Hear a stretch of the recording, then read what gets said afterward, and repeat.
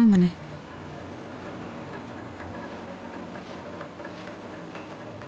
ദൈവമേ.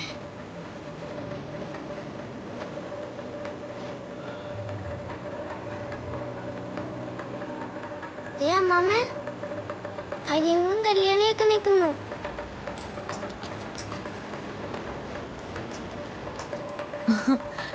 ഞാനിപ്പോ വരാം. നിങ്ങൾ നടന്നു.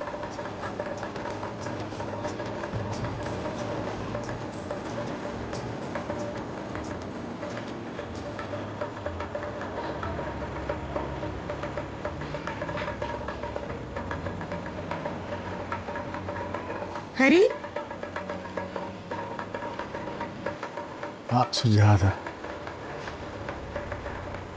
നിങ്ങളിപ്പോ എത്തി? സുജാത നല്ല ആളാ. പോകുന്നെങ്കിൽ ഞങ്ങളോട് കൂടെ ഒന്ന് പറയണ്ടേ?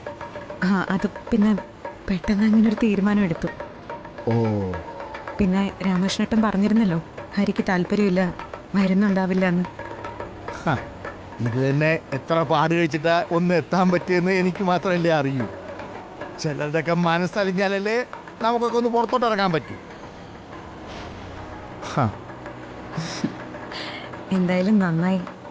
ഇനിയിപ്പോ ഒന്നിച്ചിവിടെ 2-3 ദിവസം ഉണ്ടാവുമല്ലോ.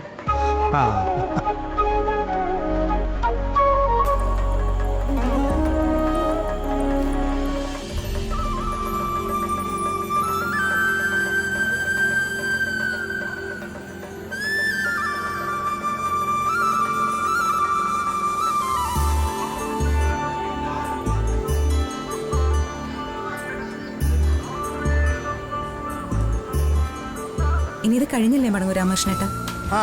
അല്ല, അങ്ങനെ പറയാൻ പറ്റില്ല. ചിലപ്പോ ഒരു ചെല്ലപ്പനും ഇല്ല. എന്നെ വിളിച്ചാ വരുന്നു പ്രതീക്ഷിക്കുന്നെങ്കിൽ ഞാൻ വരുകയില്ല. ഞാൻ ഇത് കഴിഞ്ഞിട്ടേ ഉള്ളൂ. ആദി, ഇവരൊക്കെ ആരാ? ഞങ്ങളൊക്കെ ഒരു വീട്ടിലാ താമസിക്കുന്നേ. ഞങ്ങളുടെ ഹൗസ് ഓണർമാരാ.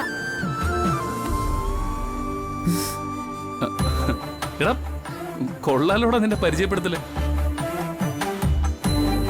ഇതുപോലെ ഗൗരവം കാണിച്ചു നിന്നാ വേറെന്ത് പറയാനാ, അല്ലേ അമ്മേ?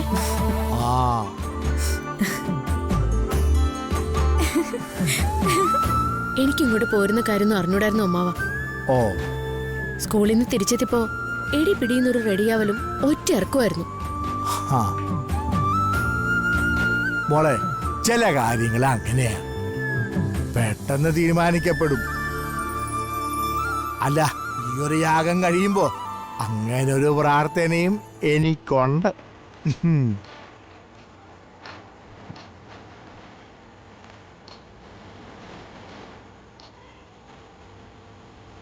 ദിയക്കുട്ടി, കല്യാണി എന്റെ ക്ലാസ്സിലാ പഠിക്കുന്നത്. അയ്യോ, എന്നിട്ടാണോ പരിചയമില്ലാത്ത പോലെ നിൽക്കുന്നത്? കണ്ടോ, നീ ആ കൊച്ചു ചോദിച്ചത് കേട്ടില്ലേ?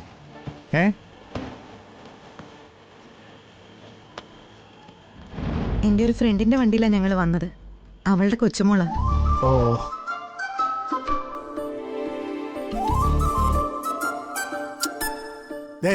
അച്ഛനെ പോലെ ബലം പിടിച്ചൊന്നും നിൽക്കണ്ട. 2-3 ദിവസേ നീ ഇവരുടെ കൂടെ നടക്കേണ്ട. വേണമെങ്കിൽ കൂട്ടായിക്കോ.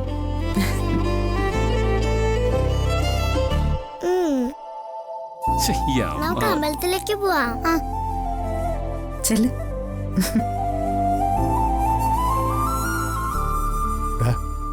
വേണമെങ്കിൽ കൂട്ടായിക്കോ.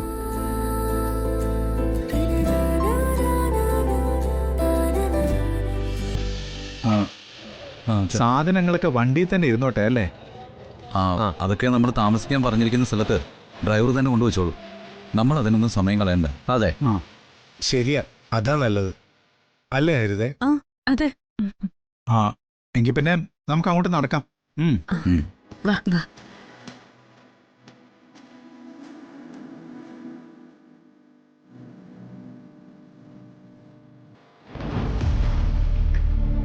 ആ വീട്ടിൽ ആരുമില്ല സാർ. എങ്ങോട്ടോ കടന്നു കളഞ്ഞെന്നാ തോന്നുന്നത്. നാണോ ഇല്ലടാ നിനക്ക്? നിന്നെയൊക്കെ എന്തിനാ ചെല്ലും ചെലവും തന്ന് കൂടെ കൊണ്ട് നടക്കുന്നത്? തല്ലാൻ പറഞ്ഞ തല്ലണം, കൊല്ലാൻ പറഞ്ഞ കൊല്ലണം. അല്ലാതെ കൈമലർത്തി നിൽക്കാനാണെങ്കിൽ നിന്നെയൊക്കെ കൊണ്ട് എന്ത് ഗുണമാ?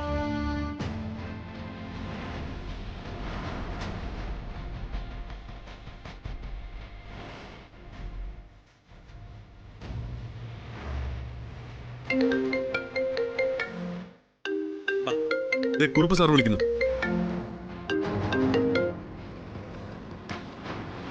കുറുപ്പ് സാറേ. ആ സാഗറേ, കാര്യങ്ങൾ കുറച്ച് അപകടത്തിലാണല്ലോ. എടോ, ഞാൻ ജഗൻ്റെ കാര്യമാണ് പറഞ്ഞത്. കുറുപ്പ് സാറിനോട് ഞാൻ പറഞ്ഞതാണല്ലോ, ആ കുടുംബത്തിന്റെ കാര്യത്തിൽ ഞാൻ ഒരു തീരുമാനം എടുത്തിട്ടുണ്ടെന്ന്.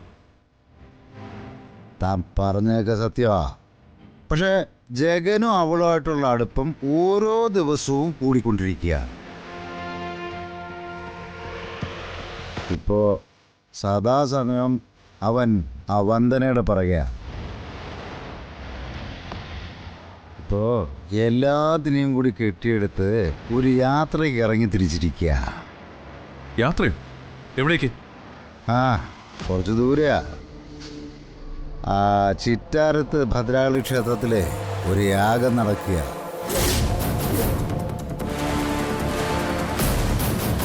അതവരുടെ കുടുംബകാര്യമാണ്. അതിൽ പങ്കെടുക്കാനാ പോയെന്നാ ഞാൻ അറിഞ്ഞത്.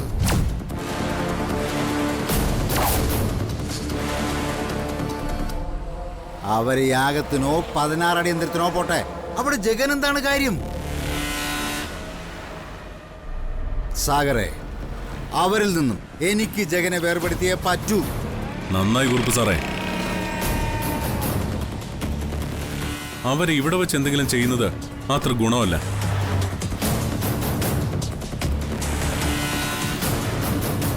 യാഗശാലയിൽ ഐശ്വര്യം തേടിപ്പോയവരുടെ പിന്നാലെ ഞാൻ ആളെ അയച്ചോളാം. കുറുപ്പ് സാർ ആഗ്രഹിക്കുന്ന വാർത്ത അവിടെ നിന്ന് കേൾക്കാൻ പറ്റും. മതി, അത് മതി. സാഗറിനെ എനിക്ക് വിശ്വാസമാണ്.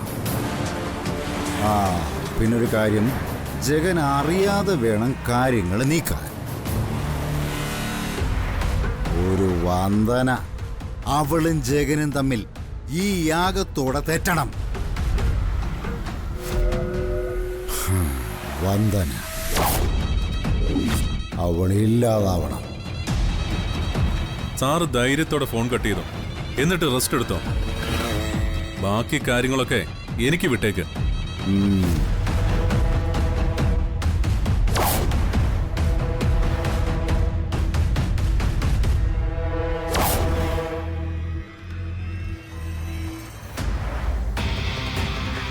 വന്ദനയും കുടുംബവും ഒരു യാഗത്തിന് പോയിരിക്കുക. യാഗം നടക്കുന്ന സ്ഥലത്തു നിന്നും അവരാരും തിരിച്ചു വരരുത്. ഈ വിവരം നീ ഖാദറിനെ അറിയിക്കണം. നീയും ഖാദറിനൊപ്പം പോണം. ഒരു പിഴവ് പോലും പറ്റാൻ പാടില്ല. തീർത്തേക്കണം. അത് ഞാൻ ഏറ്റു സാറേ. ഇനി പിഴക്കില്ല. സ്ഥലം പറഞ്ഞാൽ മതി, ഇപ്പൊ തന്നെ പുറപ്പെടാം.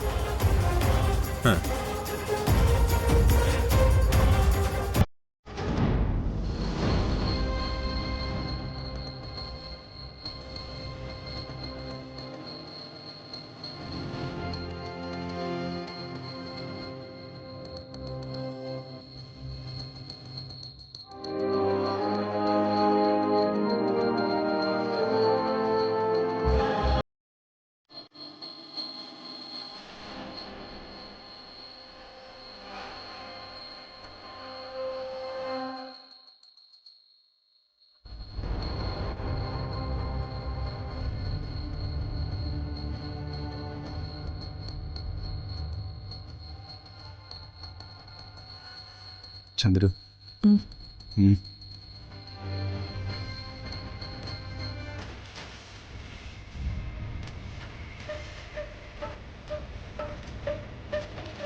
ഈ ദേവീ വിഗ്രഹവുമായി ക്ഷേത്രത്തിന് വലം വയ്ക്കണം.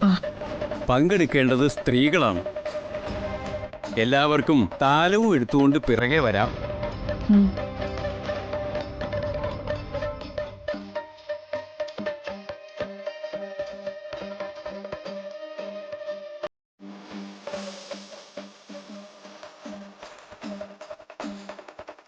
വരുന്നില്ലേ?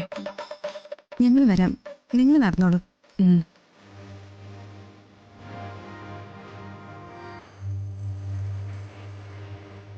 വാ മോളെ, മോളെ നടക്ക. വാ. ആ.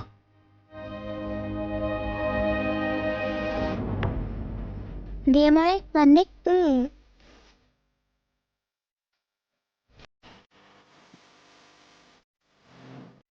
ആ അച്ഛാ, ഞങ്ങളും കൂടെ പങ്കെടുത്തോട്ടെ?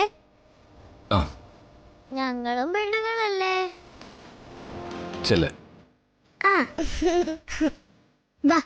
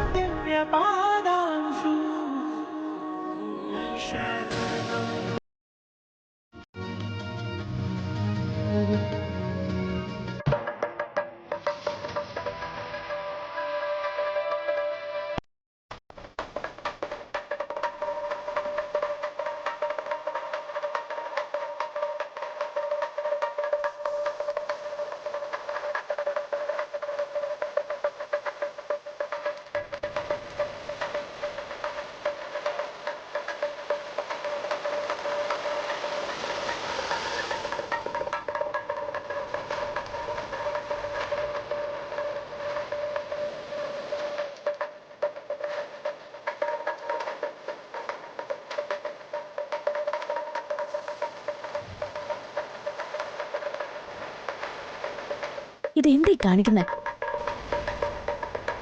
പ്രദക്ഷിണ സ്ത്രീകൾക്ക് മാത്രമാണെന്ന് പൂജാരി പറഞ്ഞതല്ലേ? അതിന് ഞാൻ വന്നതല്ലല്ലോ, വന്ദന എന്നെ പിടിച്ചോണ്ട് വന്നതല്ലേ. ഞാൻ പിടിച്ചോണ്ട് വന്നു. എപ്പോ? എങ്ങനെ?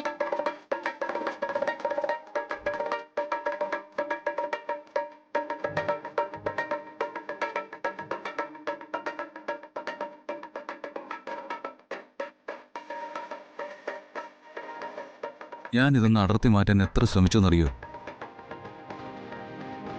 ഇനിയിപ്പോ ദേവി സ്ത്രീകൾക്കുള്ള അനുഗ്രഹം എനിക്ക് തന്നു കാണോ? ഇതൊന്ന് പിടിച്ചേ.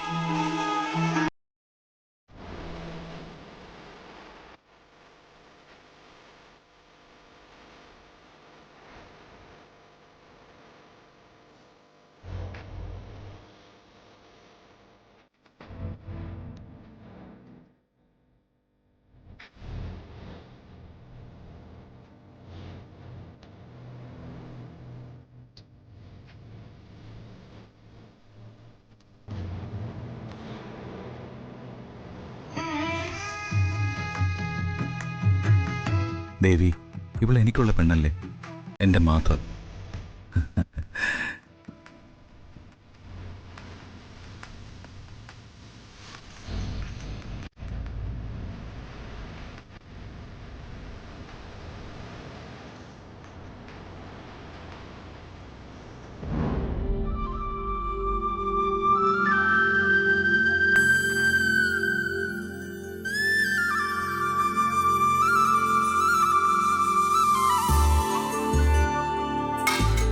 ഇനി ദേവിക്ക് മഞ്ചാടിക്കുരി പെറുക്കുന്ന ചടങ്ങാണ്.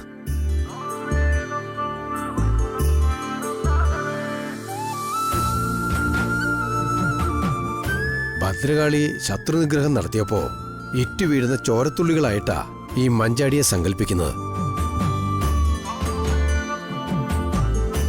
ആ ചോരത്തുള്ളികൾ ഓരോന്നും അമ്മ വലിച്ചെടുത്തതിന്റെ പ്രതീകമായിട്ടാണ് മഞ്ചാടി പെറുക്കിയെടുക്കുന്നത്. ഈ മഞ്ചാടിയുടെ കൂട്ടത്തിലൊരു സ്വർണ്ണമഞ്ചാടിയുണ്ട്.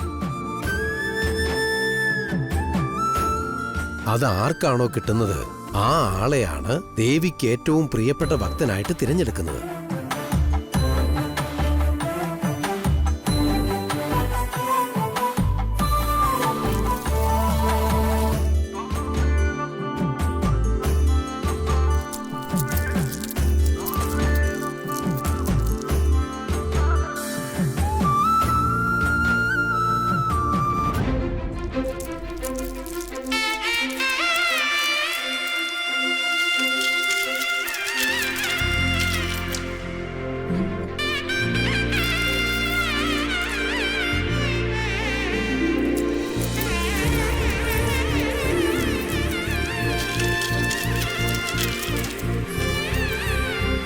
ഇനി എല്ലാവരും പെറുക്കിയെടുത്തോളൂ.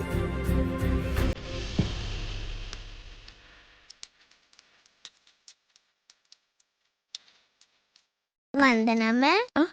മോളിച്ചില്ലേ?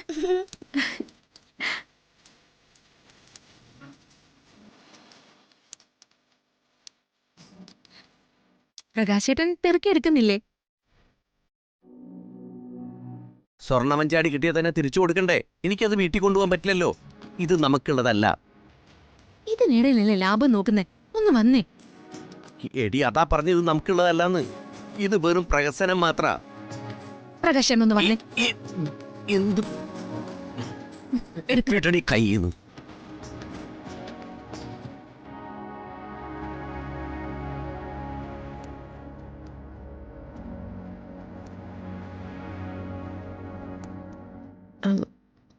നീ എന്താ ഇതിലൊന്നും പങ്കെടുക്കാത്തെ? മനസ്സിന് സമാധാനെങ്കിലും കിട്ടും. ചെല്ല്.